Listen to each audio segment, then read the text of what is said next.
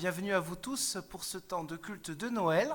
Pour commencer ce temps de Noël, nous allons directement écouter la parole de Dieu qui va nous porter pendant ce culte, qui sera un moment à la fois tout à fait simple, mais le but c'est que le message d'aujourd'hui nous porte pour l'année qui arrive, et pas simplement de parler de Noël, de contempler Noël. Rappelons-nous donc dans les Écritures, d'abord chez Jean, au premier chapitre, 17 premiers versets. Au commencement était la parole. La parole était auprès de Dieu. La parole était Dieu. Elle était au commencement auprès de Dieu. Tout est venu à l'existence par elle, et rien n'est venu à l'existence sans elle. Ce qui est venu à l'existence, en elle était la vie, et la vie était la lumière des humains. La lumière brille dans les ténèbres, et les ténèbres n'ont pas pu la saisir. Survint un homme, envoyé de Dieu, du nom de Jean. Il vint comme témoin pour rendre témoignage à la lumière, afin que tous croient par lui. Ce n'est pas lui qui était la lumière, il venait rendre témoignage à la lumière. La parole était la vraie lumière, celle qui éclaire tout humain. Elle venait dans le monde, elle était dans le monde, et le monde est venu à l'existence par elle, mais le monde ne l'a jamais connue. Elle est venue chez elle, et les siens ne l'ont pas accueillie. Mais à tous ceux qui l'ont reçue, elle a donné le pouvoir de devenir enfants de Dieu, à ceux qui mettent leur foi en son nom. Ceux-là sont nés non pas du sang, ni d'une volonté de chair, ni d'une volonté d'homme, mais de Dieu. La parole est devenue chair. Elle a fait sa demeure parmi nous, et nous avons vu sa gloire, une gloire de Fils unique issu du Père. Elle était pleine de grâce et de vérité. Jean lui rend témoignage, il s'est écrié « C'est de lui que j'ai dit, celui qui vient derrière moi est passé devant moi, car avant moi il était. » Nous, en effet, de sa plénitude, nous avons tout reçu, et tous reçu grâce pour grâce. Car la Torah a été donnée par Moïse, Moshe. Mais la grâce et la vérité sont venues par Yeshua, Jésus le Christ. Faisons un petit lien avec Luc, premier chapitre, versets 76 à 79, 76-79.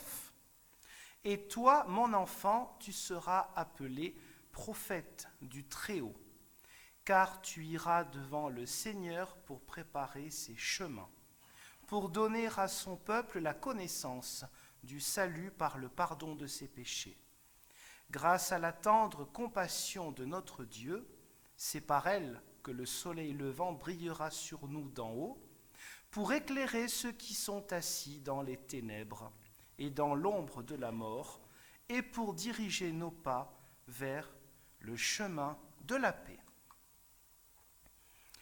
Oui, le thème de ce jour est le passage des ténèbres à la lumière.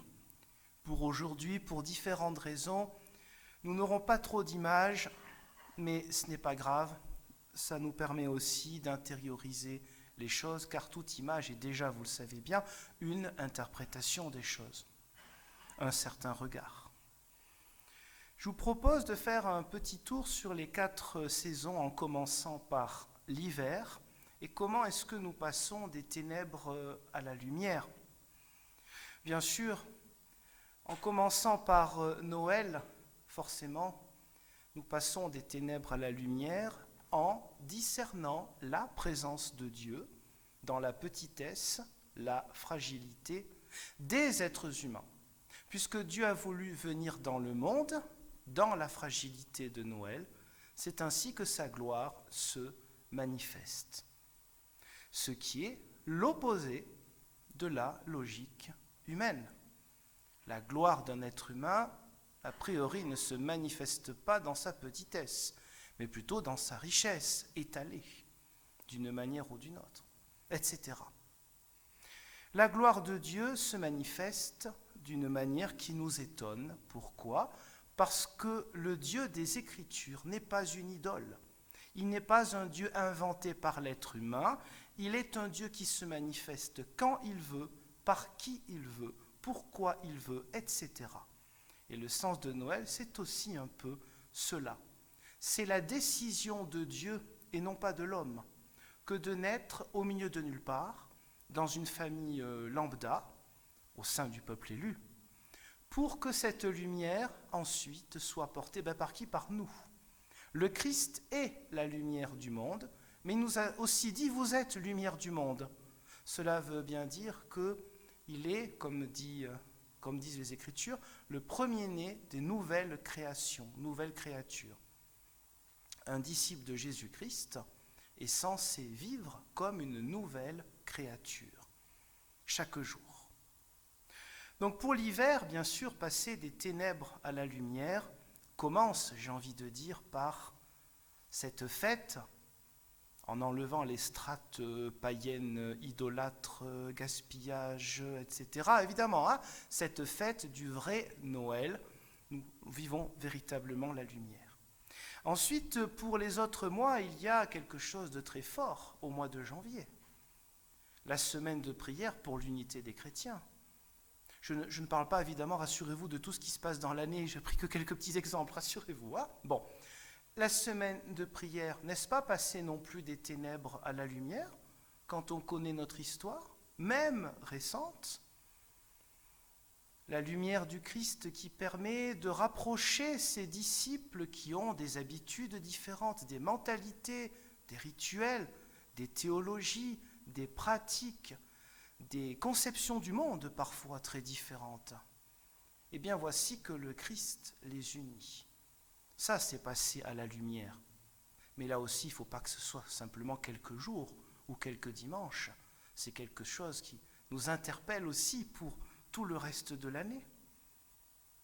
Le moment de l'hiver est aussi le moment où on est parfois un peu triste par le temps qui peut être maussade et la solitude d'autant plus forte de certains. C'est alors le moment aussi pour l'Église de penser un peu plus à la solidarité.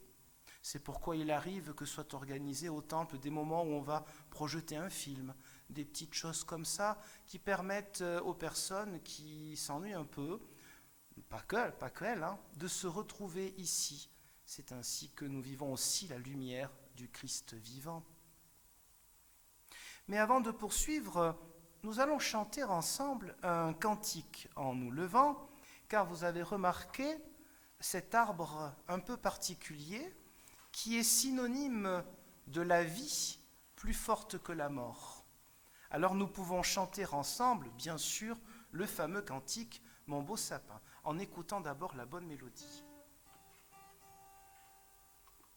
Mon beau sapin, roi des forêts, que j'aime ta verdure, quand par l'hiver, oies et guérets sont dépouillés de leurs attraits. Mon beau sapin, roi des forêts, tu gardes ta parure.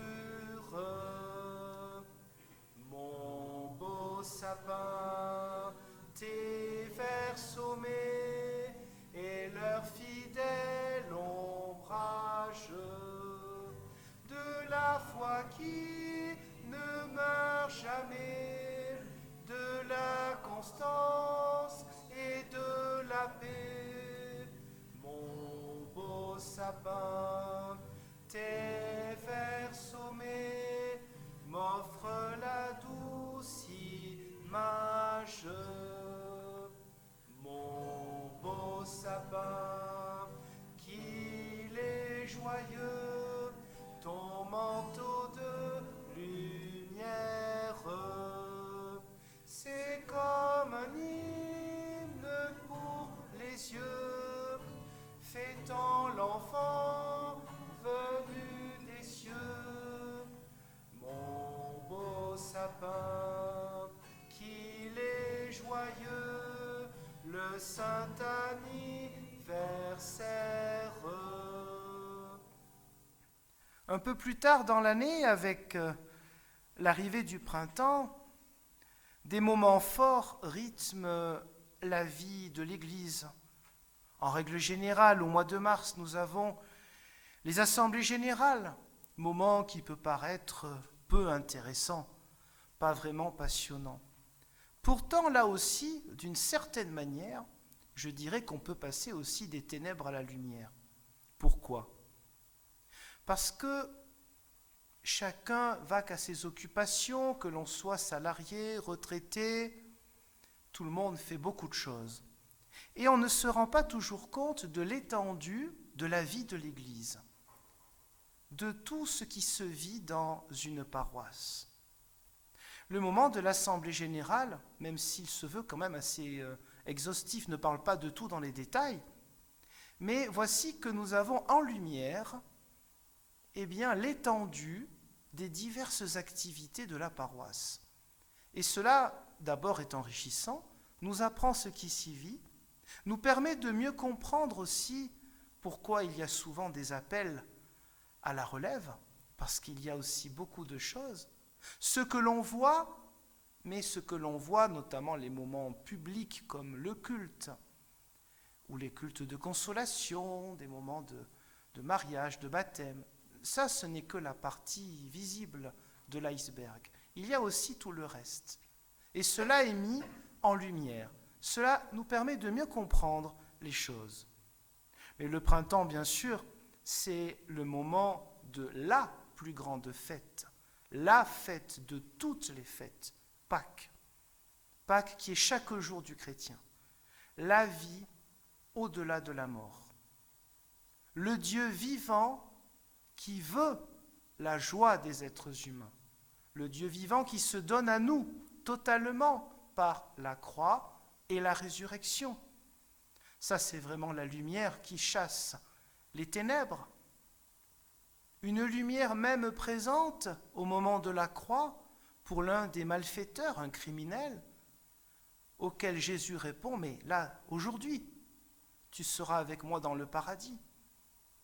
La lumière même dans des moments affreux. N'est-ce pas un message aussi valable aujourd'hui pour nous à Noël ?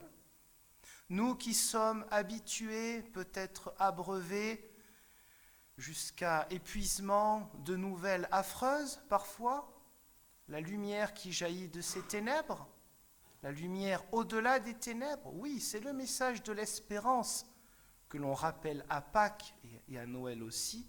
Ce message-là n'est pas valable que pour des journées de fête.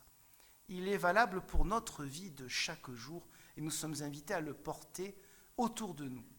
Car il est important que cette lumière soit portée par l'Église universelle. Sans quoi, les autres ne verront pas la différence entre être chrétien ou ne pas être chrétien. Cette lumière, ce n'est pas pour dire qu'on est meilleur que les autres, c'est une lumière qui vient de Dieu, elle ne vient pas de nous. Mais cette lumière, forcément, va porter des fruits dans notre existence. Et cela sera marqué par l'autre fête qui est au moment du printemps, qui est la Pentecôte. C'est-à-dire le moment où l'Église vraiment avance dans sa mission, à partir des apôtres et de tous les autres, jusqu'à nous aujourd'hui et jusqu'au retour du Christ. Là, nous avons une action forte. Pourquoi ? Parce que dans la confiance. Et ainsi, nous pouvons rappeler pour tous les moments où nous sommes dans les ténèbres de la peur de l'avenir, notamment de l'avenir de l'Église, de l'avenir de nos paroisses. Mais qu'est-ce que ça va donner dans quelques mois, dans quelques années ? Et on a peur. Mais on a commencé à 12. On n'a pas commencé à la Réforme, on a commencé... Le protestantisme, il existe depuis 500 ans, mais en réalité, il existe depuis 2000 ans, puisqu'en fait, il est le rétablissement du vrai catholicisme au XVIe siècle. Donc on a 2000 ans, on n'a pas 500 ans d'histoire, faut-il le rappeler. On a commencé avec 12, dont un traître, même 2 quelque part, avec l'apôtre Pierre, avec Thomas qui dit « moi je ne vois pas, j'y crois pas ». C'est comme ça qu'on a commencé. Mais évidemment, on se souvient plutôt d'il y a 50 ans, où les temples étaient pleins qu'il y a 2000 ans. Et on ne voit que ça, et ainsi bien sûr qu'on est déçu, troublé, attristé, ce qui est tout à fait compréhensible humainement. Cependant, nous ne venons pas de là, nous venons de beaucoup plus loin. Nous venons d'il y a 2000 ans. Et il y a 2000 ans déjà, l'Esprit Saint a guidé l'Église universelle qui a été faite parfois d'une équipe de bras cassés. Vous voyez bien le comportement des apôtres dans le Nouveau Testament. Ce n'était pas tous les jours des Lumières. Le Christ en avait marre d'eux parfois. Peut-être en a-t-il marre de nous aussi de temps en temps. Il n'empêche que le Saint-Esprit guide la Sainte Église universelle. C'est la foi chrétienne professée par les trois grandes familles, catholiques, romains, orthodoxes, chrétiens de la Réforme. Et donc la Pentecôte est aussi un moment où nous nous souvenons que, malgré nos difficultés réelles, bien que risibles à côté des chrétiens persécutés, mais bon, on a aussi nos difficultés, n'oublions pas que le Saint-Esprit n'abandonnera jamais l'Église universelle. Il ne l'a jamais abandonnée depuis le départ, malgré ses trahisons, malgré les guerres de religion, malgré des choses affreuses qui ont été commises au sein de l'Église universelle. Pourtant, le même Saint-Esprit nous guide encore. Il n'y a aucune raison qu'il ne nous guide pas pour notre avenir, pour notre paroisse ici de Saint-Agrève et bien sûr bien au-delà de l'Église locale. En plus, nous voyons que souvent nous avons les mêmes soucis que d'autres confessions chrétiennes. C'est l'occasion de partager avec eux. Parfois, les raisons ne sont pas les mêmes des problèmes qu'il y a chez eux ou chez nous. Mais n'empêche, on peut partager avec eux. Je pense notamment à nos frères et sœurs catholiques. Et puis voir comment on peut vivre l'Évangile ensemble. Personne n'y perd de son identité. Par contre, chacun est enrichi dans sa propre identité chrétienne. Pour conclure sur ce sujet-là, moment de la Pentecôte, qui nous rappelle donc que l'Esprit Saint, il nous guide aujourd'hui, pas que le jour de Pentecôte, cela nous invite à nous poser la question, est-ce que mes convictions personnelles fortes, celles qui ne se discutent pas, j'ai envie de dire, celles qui sont les fondamentaux, est-ce que mes convictions sont premières ou est-ce qu'elles sont la conséquence de l'Esprit Saint ? Est-ce que mes convictions sont la conséquence du message du Christ ou est-ce que mes convictions proviennent avant tout d'ailleurs et donc auront quelques soucis puisque si elles ne sont que humaines, elles peuvent passer très vite comme toutes les modes. Pentecôte est une occasion de nous poser ces questions-là. Quelles sont mes convictions ? Est-ce que j'ai des convictions à réformer ? Ce terme est important, vous le savez bien. Et si je les réforme, évidemment, elles seront fondées sur qui ? Sur Jésus le Christ, le vivant, celui qui nous débarrasse de nos ténèbres intérieures pour que nous nous débarrassions le plus possible des ténèbres, des comportements parfois affreux de l'être humain. Ça peut être nous, cet être humain, ça peut être autour de nous. Mais passons maintenant à une autre saison, celle que souvent on a tendance à la préférer. Cette saison-là, bien qu'elle soit peut-être la plus épuisante de toutes, finalement, même pour la vie de l'Église. C'est la saison, bien sûr, de l'été.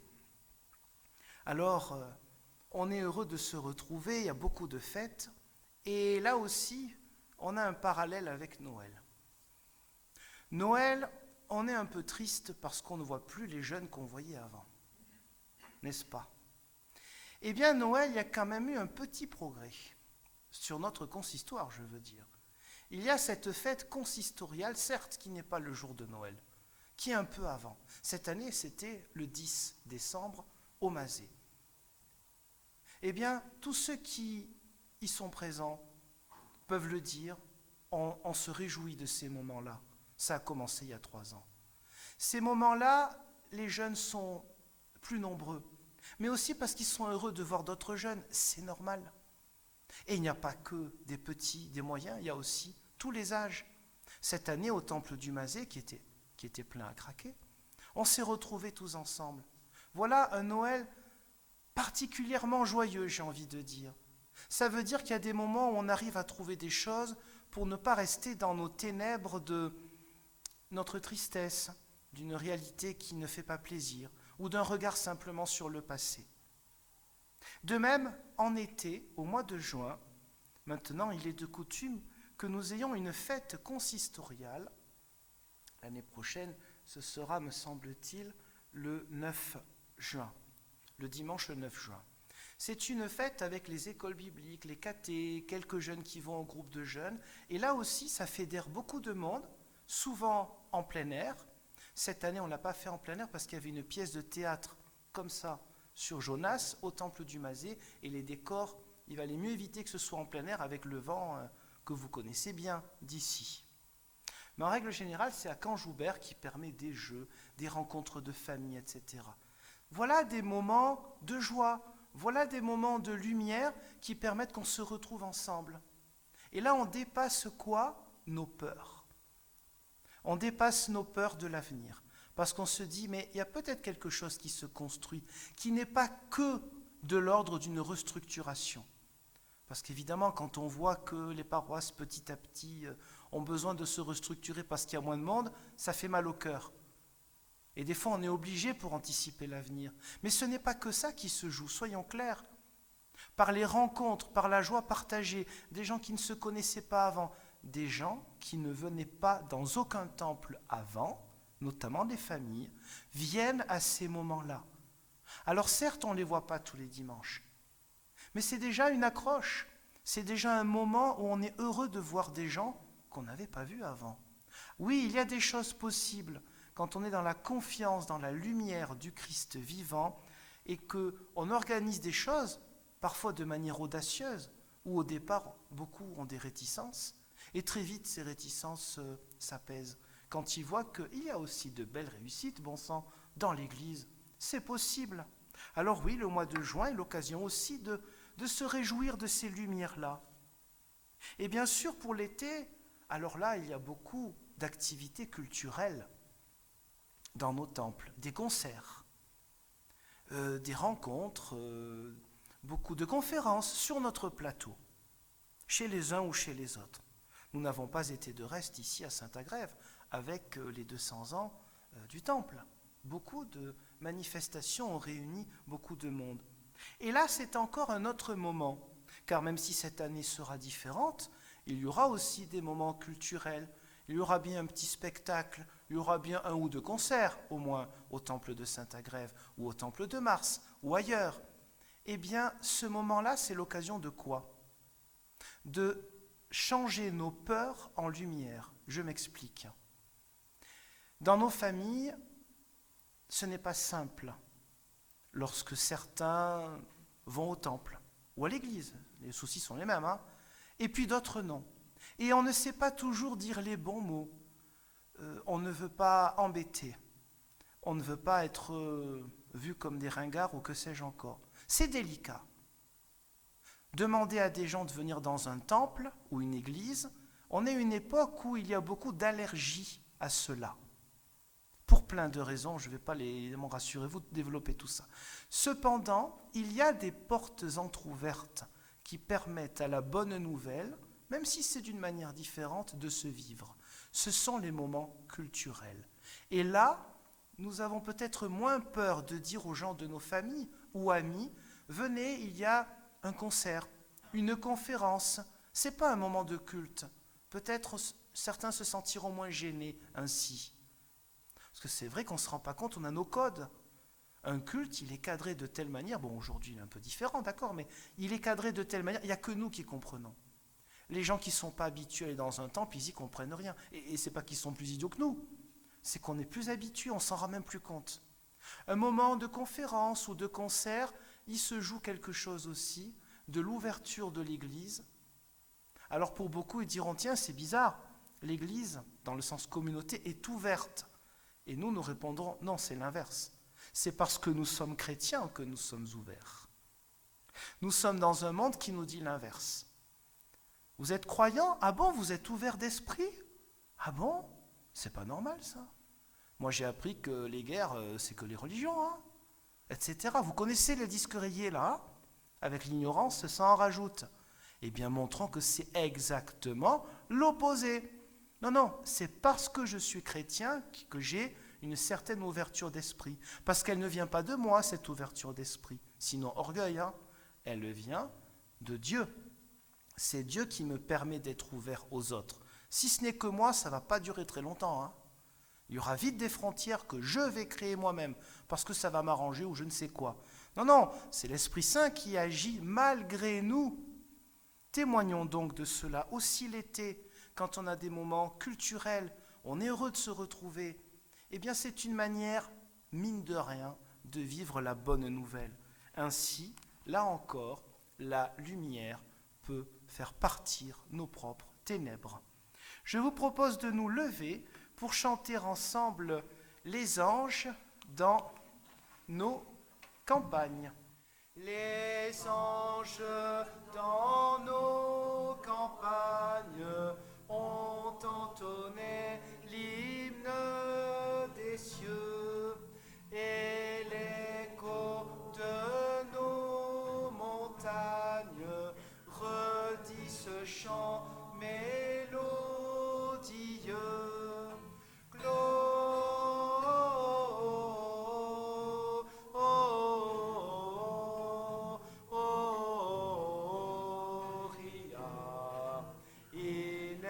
Excelsis Deo, Gloria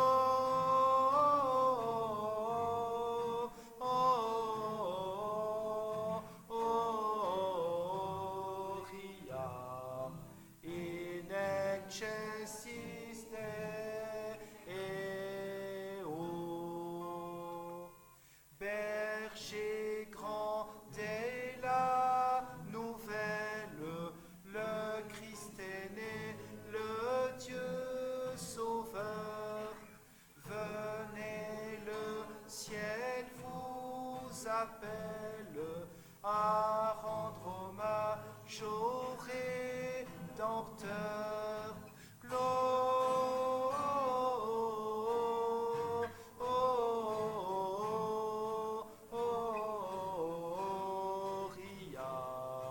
in excelsis Deo. Gloria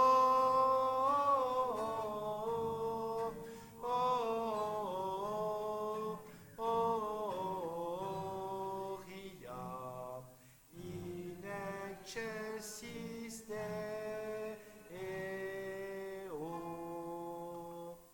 Apprenez tous la naissance d'un roi sauveur en Israël, que dans sa reconnaissance la terre chante avec le ciel. Gloria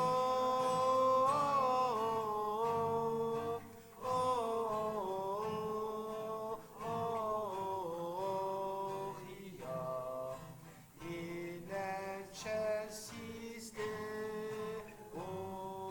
Gloria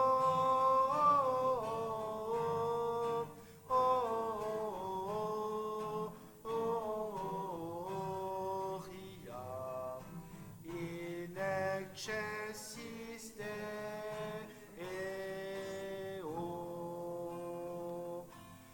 Vers l'enfant qui vient de naître, accourons tous avec bonheur.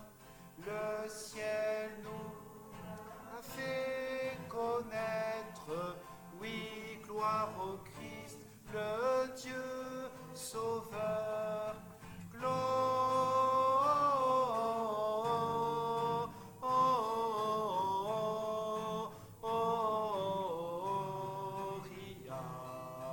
in excelsis Deo.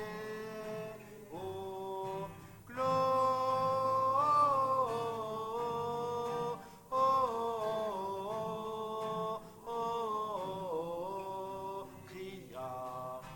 in excelsis Deo.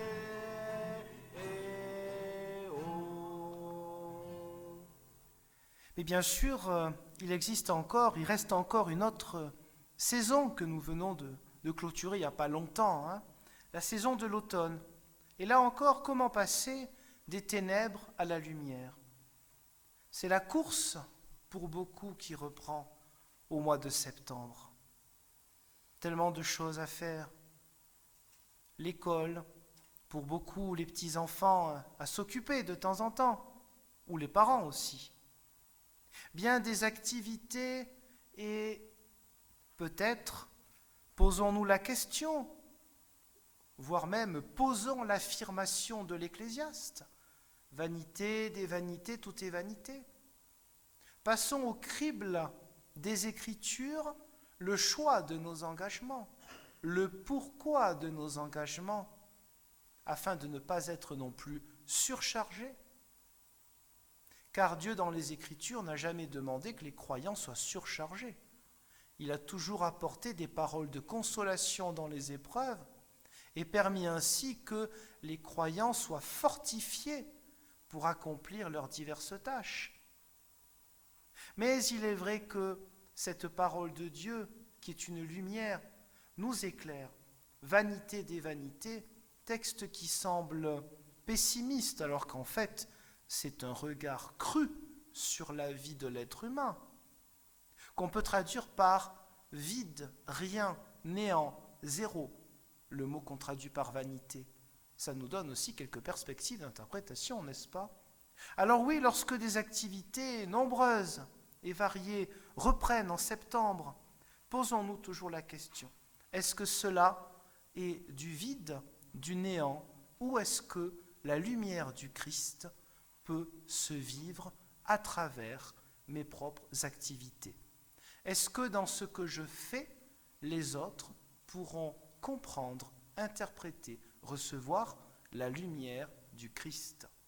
Cela peut donc éclairer nos divers engagements. Nos divers engagements parce que parfois nous avons du mal aussi à dire non. Là aussi, il y a une petite peur, il y a un petit problème de sentiment de culpabilité. Comment un chrétien peut-il dire non? Le chrétien doit être serviteur, comme le maître, le divin serviteur. Alors on n'ose pas toujours dire non. Mais pourtant, des fois, il vaut mieux, pour nous protéger, dire non. Ce n'est pas un non de rejet face aux personnes, c'est un non de protection de soi-même pour notre propre santé, parfois physique, mentale, morale, spirituelle, etc. Ce non peut être anticipé pour trouver quelqu'un d'autre, pour aider.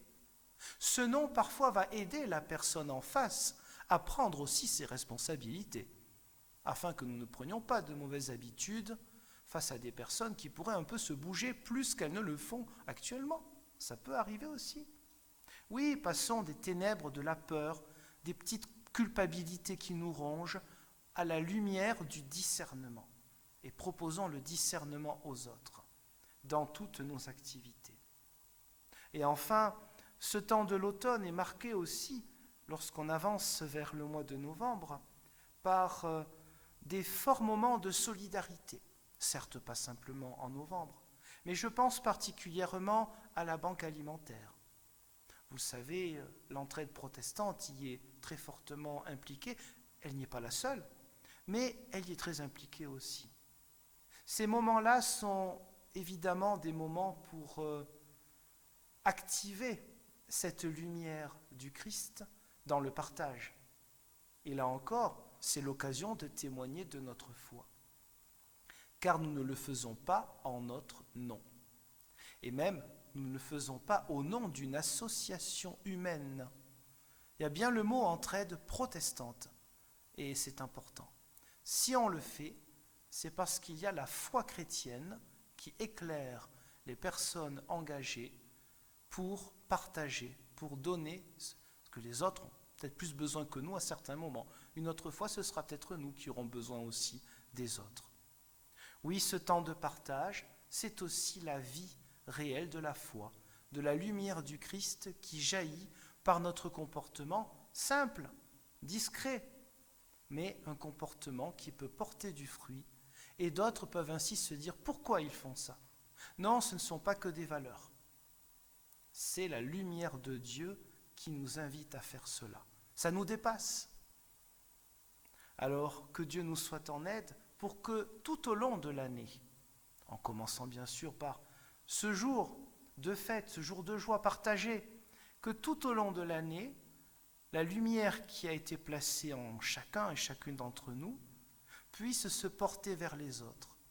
Et qu'ainsi, petit à petit, nous témoignons toujours dans nos paroles et nos actes d'un Dieu qui nous sépare des ténèbres humaines, toutes sortes de ténèbres, d'un Dieu qui souhaite que l'humanité ne tombe pas dans ces ténèbres.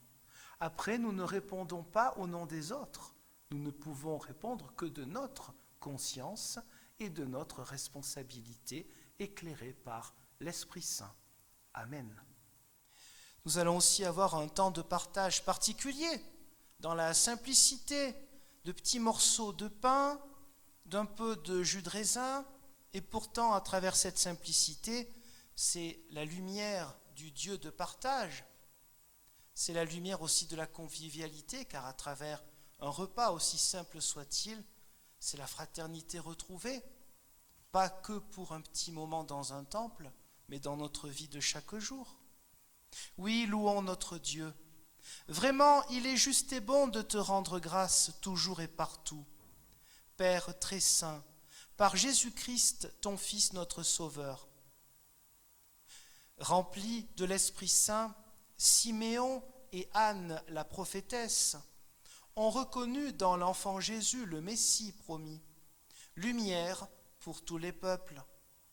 C'est pourquoi, avec eux et avec tous les témoins de la foi, nous pouvons célébrer ta louange et nous allons chanter ainsi ce qui va s'afficher. À pleine voix, chantons pour Dieu. À pleine voix, chantons pour Dieu nos chants de joie, nos chants de fête. Dieu est présent dans un enfant, sa gloire habite notre terre. Ne marchons plus à perdre cœur par des chemins sans espérance.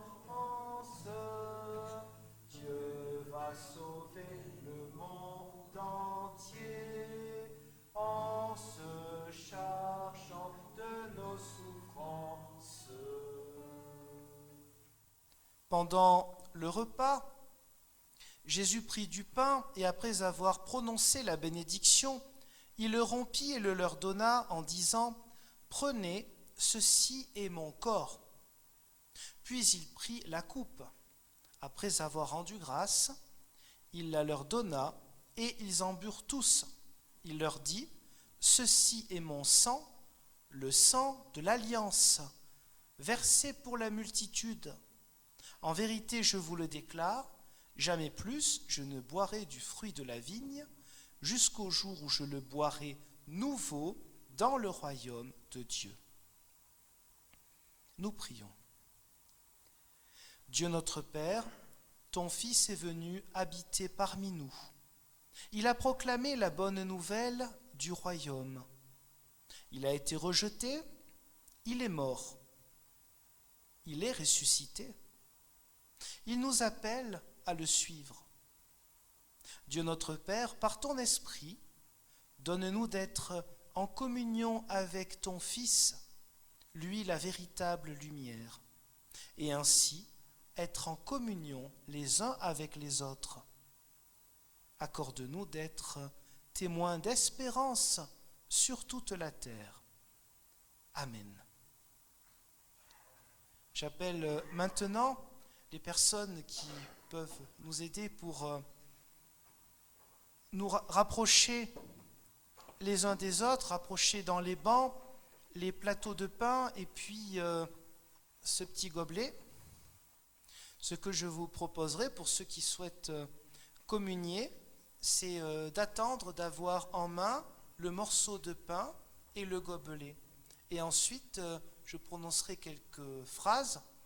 Et là, ensemble, en communion, nous pourrons prendre ce pain et ce fruit de la vigne et du travail des hommes.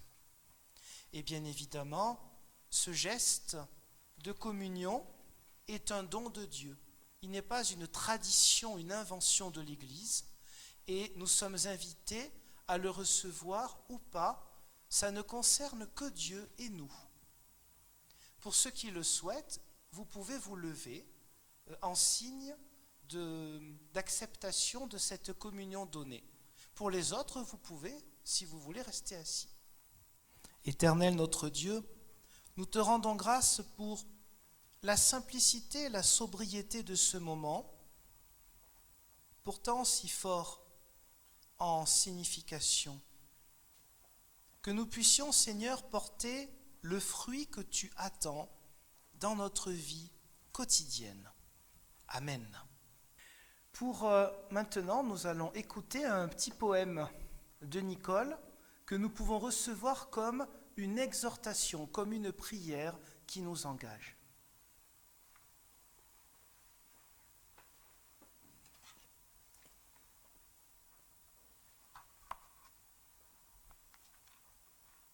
Le titre « Aimez-vous ».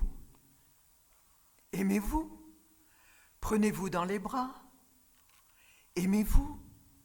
Dites « Je suis là ». Aimez-vous ? Tenez-vous la main. Aimez-vous ? Sans peur du lendemain. Aimez-vous ? Offrez un sourire là. Aimez-vous ?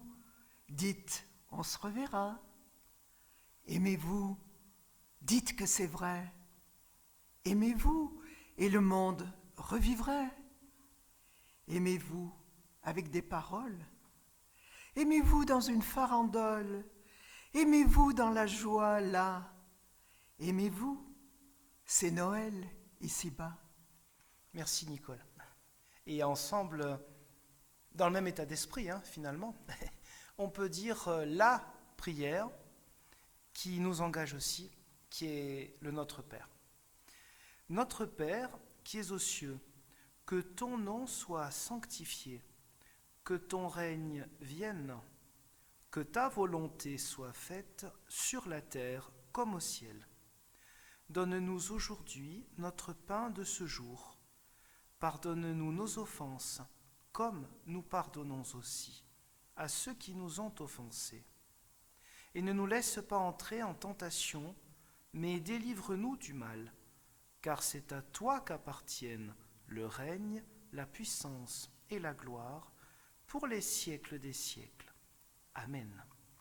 Oui, les Écritures nous parlent de la possibilité de changer, de nous renouveler, d'être régénérés par Dieu lui-même. Et elles nous montrent qu'il ne s'agit pas d'un exercice compliqué, rituel, de bonne volonté, où il faudrait accomplir des choses extraordinaires pour que Dieu se rapproche de nous. Elles nous disent plutôt l'inverse, les Écritures, que Dieu s'est rapproché de nous, particulièrement dans la naissance, la conception déjà, la naissance de Yeshua, de Jésus-Christ, que nous fêtons à Noël, afin que nous soyons plus rapprochés de lui et donc des autres. Que l'Éternel, notre Dieu, nous bénisse et nous garde dans cette joie de sa présence, et que par notre vie entière, d'autres voient sa présence dans le monde. Amen. Mais nous allons quand même chanter encore un autre cantique, qui est un grand classique, Ô peuple fidèle. Ô peuple fidèle, Jésus vous appelle, venez, triomphant, joyeux, venez en ses yeux. Ô peuple fidèle, venez voir le roi des cieux, que votre amour l'implore, que votre foi l'adore.